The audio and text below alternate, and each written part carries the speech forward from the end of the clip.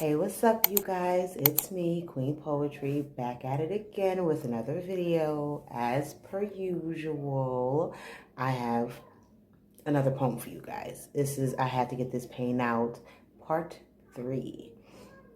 Semicolon, of course. What is love? As I told you guys before, to stay tuned for this one, because this is the best one yet. This is my most... I put my everything into this one because this one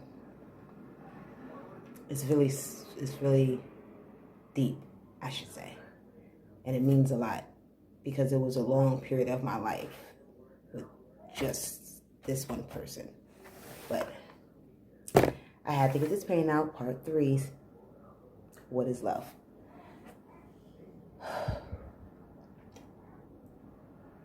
It was love at first sight.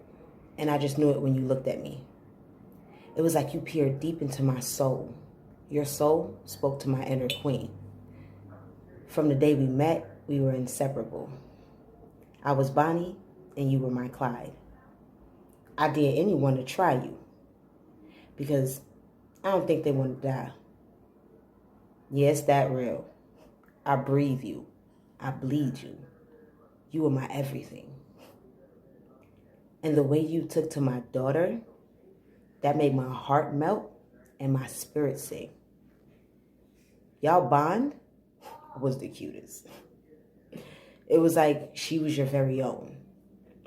I fell in love more and more as you two bond had grown. Everything seemed so perfect, too perfect. And it was. It turned dark almost overnight. You gave me your password. Wrong move. The shit I saw definitely made me want to fight. There were so many women in your inbox that you were offering your dick to, giving away pieces of you. And I mean, from the beginning to now, 2 months in, and already cheating, a breakup is long overdue. But you were already my weakness. You were Iron Man, I was Pepper Potts. So when I broke up with you, those plans didn't fall through. Being away from you, I could not. You see, even though I had gotten back with you, I damn sure didn't trust you. I loved you, and I hated that I did. At times, I wanted to date. At times, I wanted to disappear, leave a note saying fuck you. But somewhere along that short time, it seems our souls became connected. 2 Pisces, same birthday. It felt like for each other, we were hand selected. But for years, the love was one-sided because I was a beam of love you always reflected. 5 whole years of cheating. And I mean, twice a month at least. That shit tore down my spirit. The happy woman I was, she was deceased. I lost so much weight and my hair fell out. I hated the woman that I had become. I spent the past few years being your dumbass slave until I depended on you for too much, even income. And do you know he had the audacity to try to flaunt that shit around in my face? And I will always have to humble you, smack you off your pedestal, and whip that ass back into shape. Because if it wasn't for me, you wouldn't be shit. Remember, I'm the only reason that you even have your first kid. Because your first baby mom's is a deadbeat bitch. She'd rather chase an abusive man. Like, who seriously carries a child and doesn't choose the kid, but chooses dick? And what makes matters worse is that you were still there, yet MIA. From what I recall, I was the only one tending to and teaching your kid since the first day. She had 2 fools for parents. So I guess, thank God for me. Because with neither of you raising her, where the fuck do you really think she'd be? And I took care of all of our kids. Yep, just me. And you lived right under the same roof.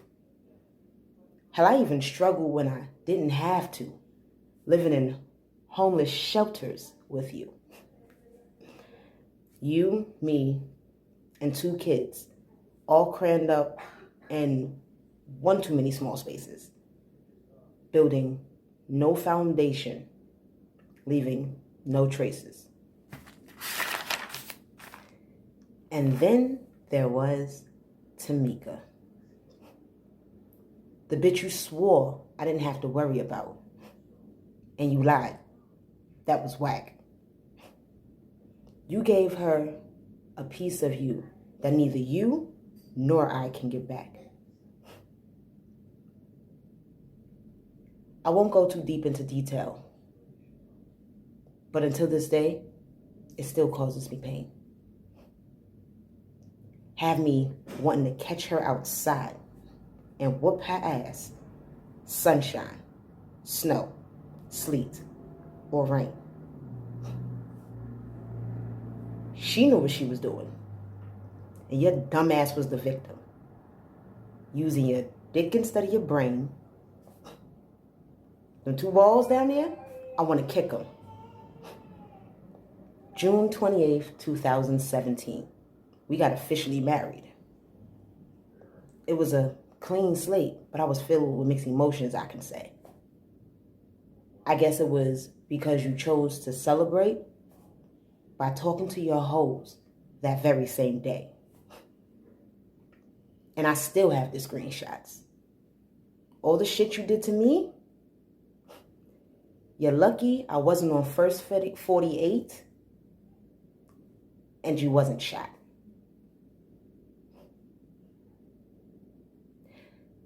And all the shit you did to me, you lucky I wasn't on first 48 and you didn't get shot. I'm no gangster, but I refuse to be played again. That I will not. And it's sad that I allowed you to cause the kids and I so much pain and turmoil. Looking back, the shit I allowed for my kids and I makes my blood boil. I went 2 whole pregnancies with your abuse and your cheating. That's fucked up. We all can agree. I've never had a baby shower or anything of that sort. Hell, you barely bought anything for your seeds. Like little people who came from you with the help of a woman. But be a good role model and father to them, that was something that you wouldn't. And still, I stayed. Love will make you do some stupid and crazy things. And to think you had the nerve to call yourself a king.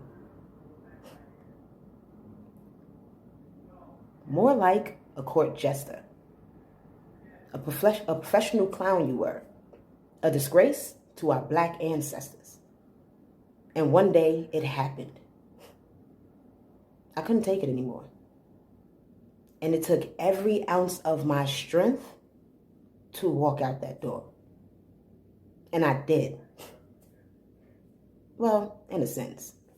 I mean, since I had the kids, it was best that you leave and I hold down the crib. It was finally real. I did it. And it felt great. A weight was lifted. I was free. But at the same time, all the love came rushing back to me. But I knew I had to be strong. I knew I had to be brave. Because taking care of these kids was hard work. And I mean wave after wave after wave. It was tough, but I got through it. And you and I were still able to be cordial. So I still had help,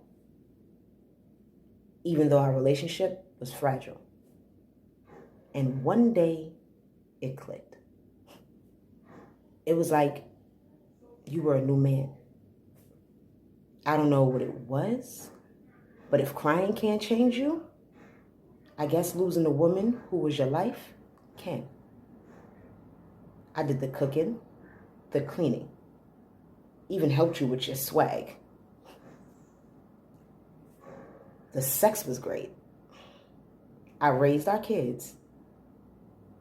I'm no perfect woman. Yes, I can brag. Pardon the vibration. I uplifted you. I spoke to your inner king. Even polished your soul whenever it got dark. I was Noah. I built you up. Baby, you were my ark.